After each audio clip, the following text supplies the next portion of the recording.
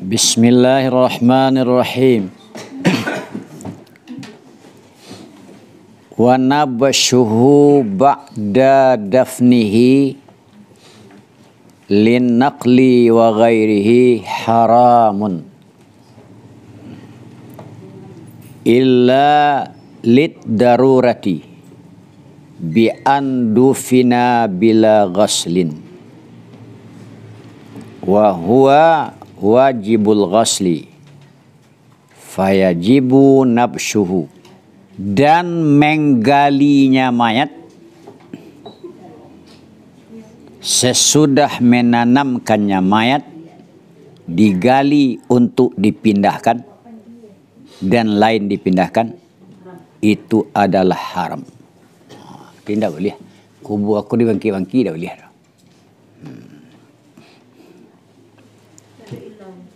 Ayo. Kecuali boleh karena darurat. Bagaimana surah darurat? Dengan bahwa ditanamkan mayat itu dengan tidak dimandikan. Kalau mayat ditanamkan tidak dimandikan, digali boleh. Dan hianya orang itu, hianya mayat itu adalah orang yang wajib mandi. Kecuali mati syahid. Kalau syahid kan tak wajib mandi dah.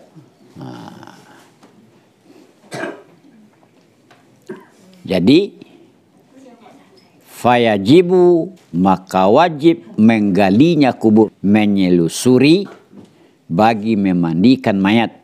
Yang mana mandi? Yang wajib. Tapi wajib digali itu malam yatagayyar, selama belum berubah mayat itu. Tapi kalau 2 hari 3 hari kan berubah tu. Itu nak boleh.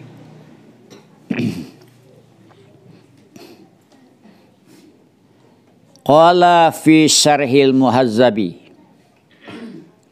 berkata musannif di dalam syarah muhazzab, bukan saja digali karena tidak dimandikan dan karena disembayangkan atas mayat. Tidak sembayangan. Dikuburkan tidak sembayangan. Ya tak? Kalau dikuburkan tidak sembayangan, digali.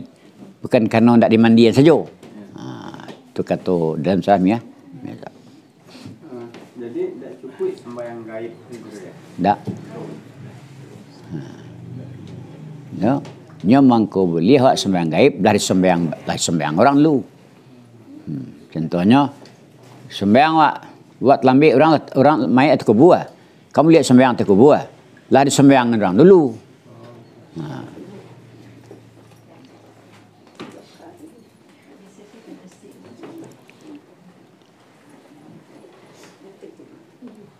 Qala, berkata musannif, fa in taghayyara wa khasya fasadahu lam yajuz nabshuhu, maka jika sudah berubah dia mayat dan dikhawatirkan wa khusya, dan dikhawatirkan akan rusaknya mayat.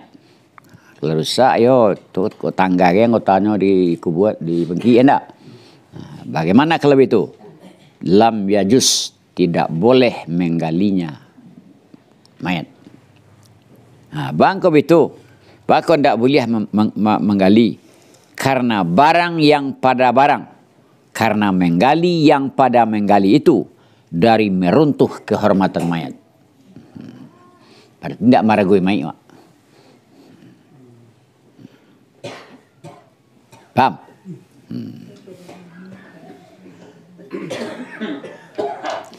Atau ditanamkan pada bumi, atau pada kain, dikapani di kain, yang kedua-duanya dirampas. Ditanamkan di bumi yang dirampas, dikapani jo kain yang dirampas. Nyalah dimasuk masuk kubur. Fayajibu, maka wajib menggalinya mayat. Jadi,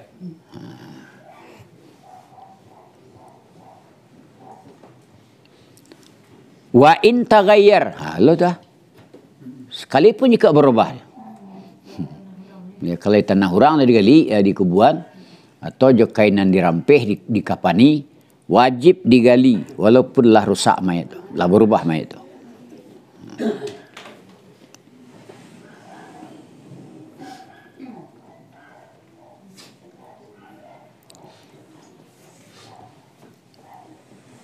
Gunanya digali liyuraddu kullun ala sahibih, karena bahwa dikembalikan tiap-tiap bumi dan kain tadi di atas orang punyanya.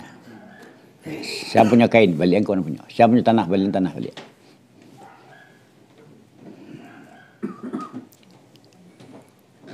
Syarat maka digali apabila tidak reda orang punya dengan kekalnya mayat.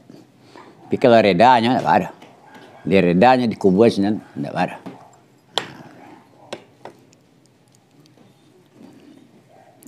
Paham ya? Dan pada kain ada satu wajah, ada satu pendapat. Kalau dikapani jo kain yang dirampas, ada satu pendapat. Apa pendapat? Bahwa sungguh pekerjaan tidaklah boleh menggali untuk mengembalikan kapan tadi. Biar. Sebab karena sungguhnya kain itu sama dengan barang yang lenyap. Jikalau sama dengan barang yang lenyap, maka didatangkan akan orang yang mempunyai kain, akan kimatnya kain, akan tinggi. Berharga kain. Ya enggak?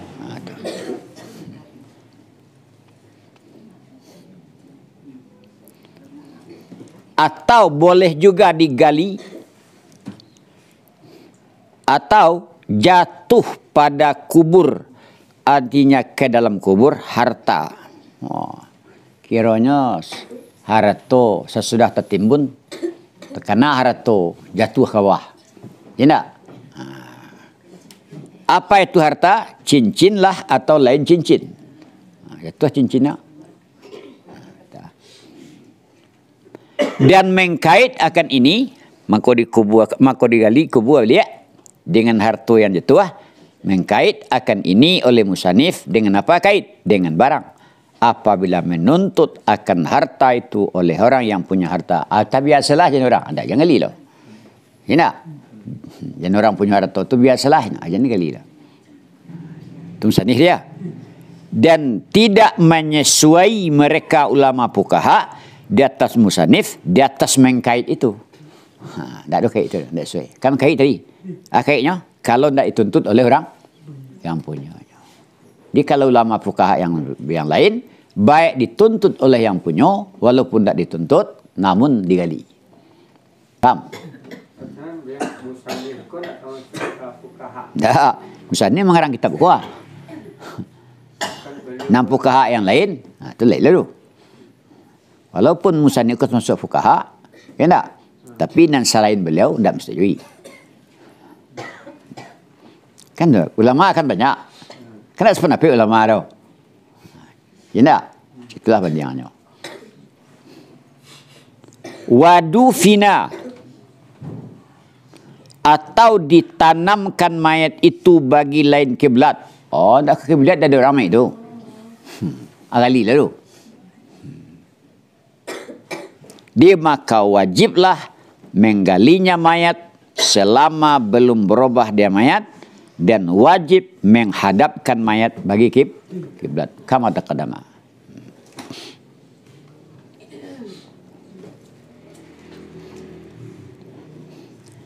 La litakfini fil asah, tidaklah digali mayat untuk dikapani. Kiranya mayat itu tidak dikapan orang tau. Masuk ansen mayat itu tidak berkapan. Tidak digali tau.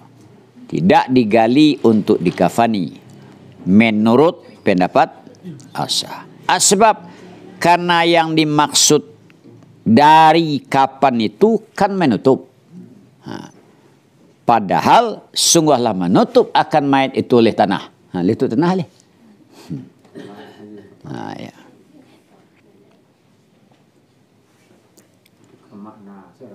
Hah? Yo. Waliktifa'u bihi aula min hatki hurmatih bin nafsi. Dan mencukupkan dengan tanah, tutup dengan tanah itu lebih aula dari meruntuh kehormatan mayat, meruntuh dengan sebab menggali. Itulah. Lebih rajak dak kapan pada dia digali. Wa yusannu, dan disunatkan bahwa berdiri satu jamaah sesudah menanamkannya mayat, di mana berdiri dekat kuburnya mayat akan satu saat yang meminta mereka baginya mayat untuk mayat, yang meminta mereka untuk mayat akan tetap tasbih. Demikian dua sudah tertimbun kubur jam paisan. Ada satu jamaah nan tagak situ, ya doh. Nan kamandua kan. Tetap bila ditanya oleh malaikat dalam kubur, siapa Tuhan engkau? Allah. Nah, tu mana sabit dah. Ya tak? Siapa Nabi engkau? Nabi Muhammad. Itu namanya yang meminta mereka jamaah untuk mayat itu akan tetap. Tak jawab, tanya serolahnya. Itulah.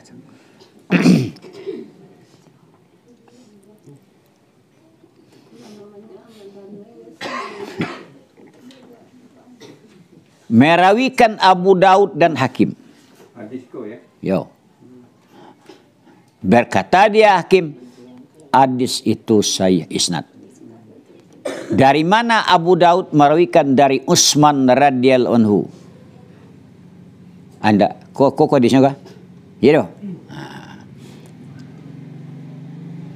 Berkata Utsman, karena Rasulullah sallallahu alaihi wasallam iza faraga min dafnil maiti waqafa alaihi wa qala istaghfiru li akhikum was'alu lahu at-tasbita fa innahul ana yus'alu.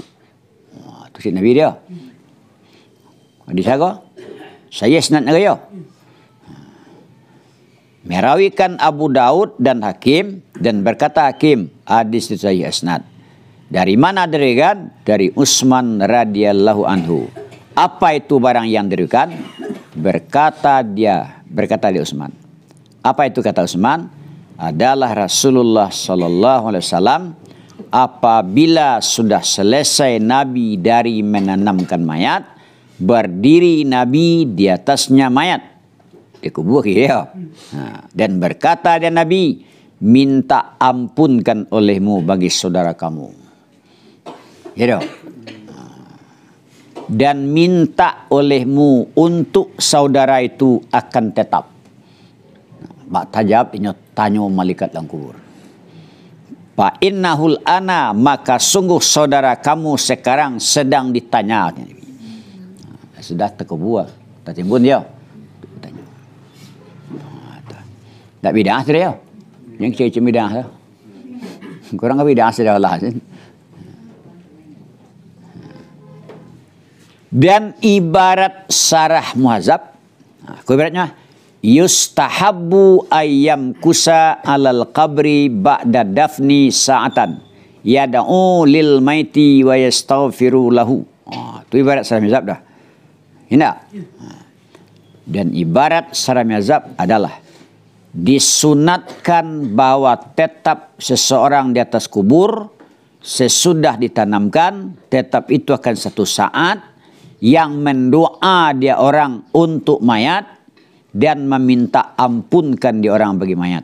Dan Imam Rafi'i menyimpankan Imam Rafi'i di atas bahwa berdiri dia Nabi tadi ya di atas kubur dan meminta ampunkan dia Nabi bagi mayat. Menyebutkan Imam Rafi'i akan hadis tadi. Tidak syukur dia ya. Tidak syukur. Habis. Dapat doa tak disebutkan ya? Tidak. Kan banyak doa. Yang bersangkut dengan orang mati itu kebanyak doanya.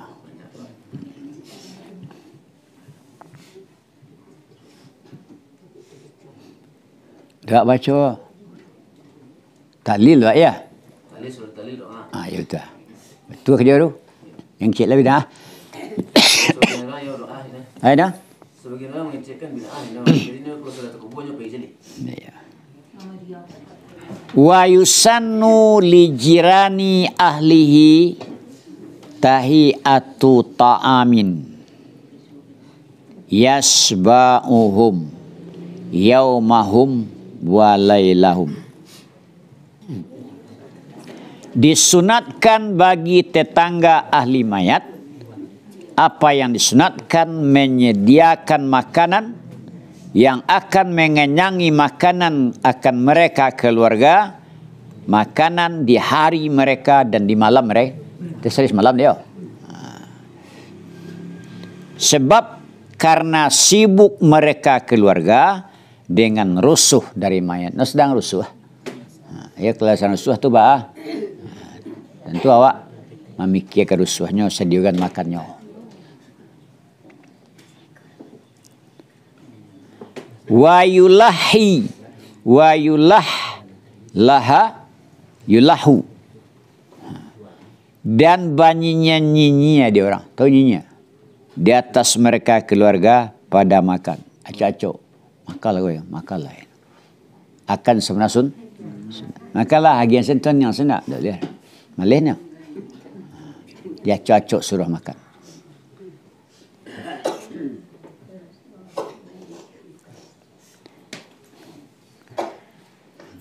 Kenapa disediakan? Kenapa banyak nyinyir? Karena bahwa jangan lemah mereka dengan meninggalkan makan. Tak makan tu lemahnya kok. Apa laironya orang lasi lo? Orang lasi tu sekali dua seluruhnya nak makan dah. Nyinyir lu kau makan. Ya nak. Lain pada orang lain. Kalau orang lain bah. Seluruhnya sekali lah selesai. Nah leh.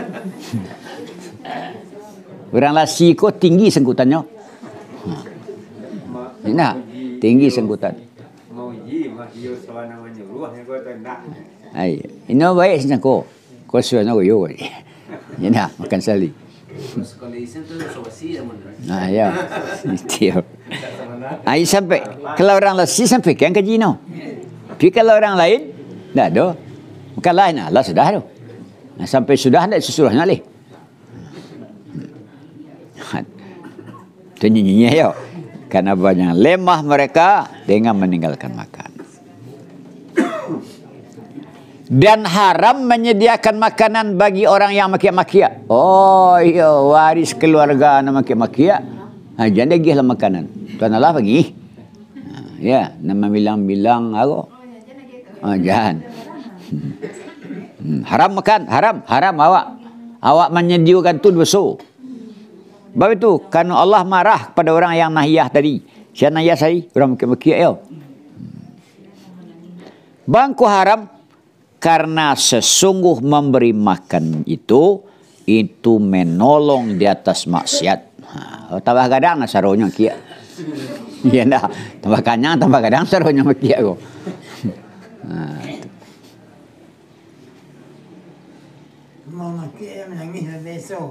Ya, kalau menangis ayam matu sen keluar.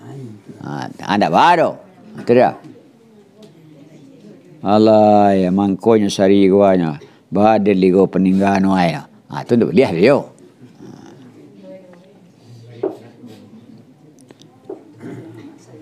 Sebablah kata musannif li jirani ahlihi, kata dia, itu lebih bagus setiap barang yang berkata musannif pada rodah.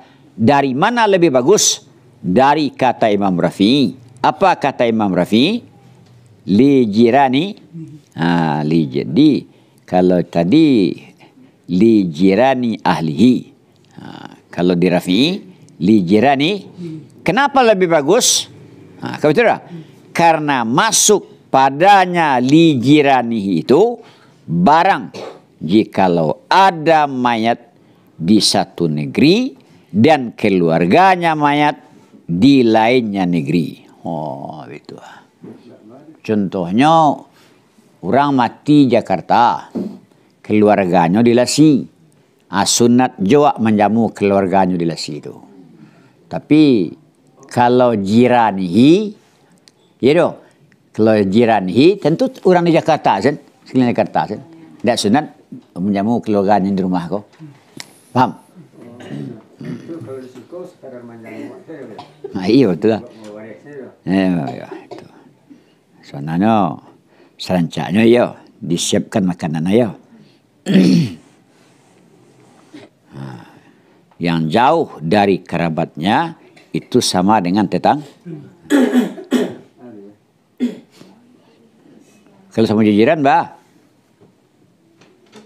Karib nan jauh itulah magiah makanan keluarga mah ingat andaki. Kurang paham ya. Kalau abai kerabat.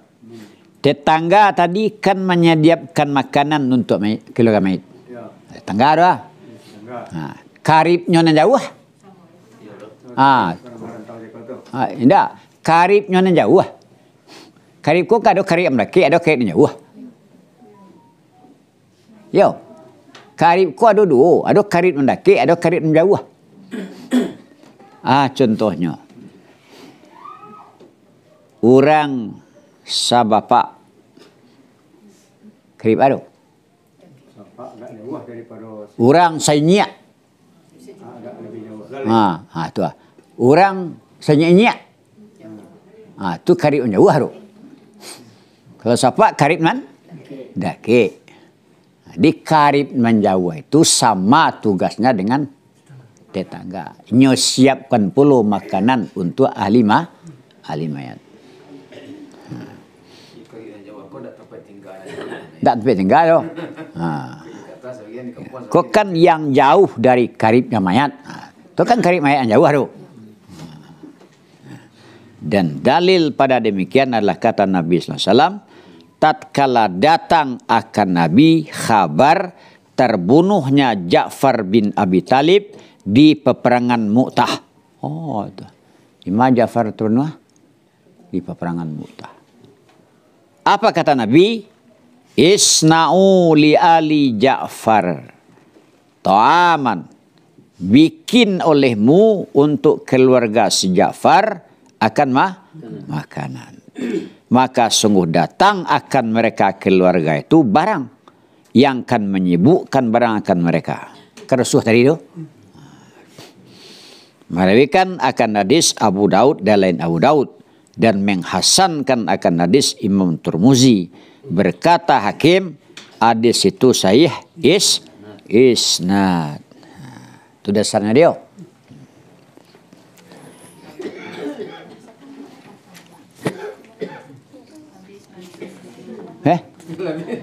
Habis. Tamat kerja ya? Awak nak kerja tamat ya? Yalah. Kau ialah santiang kalau nak ke tamat. Ayo. Barak ke kampung.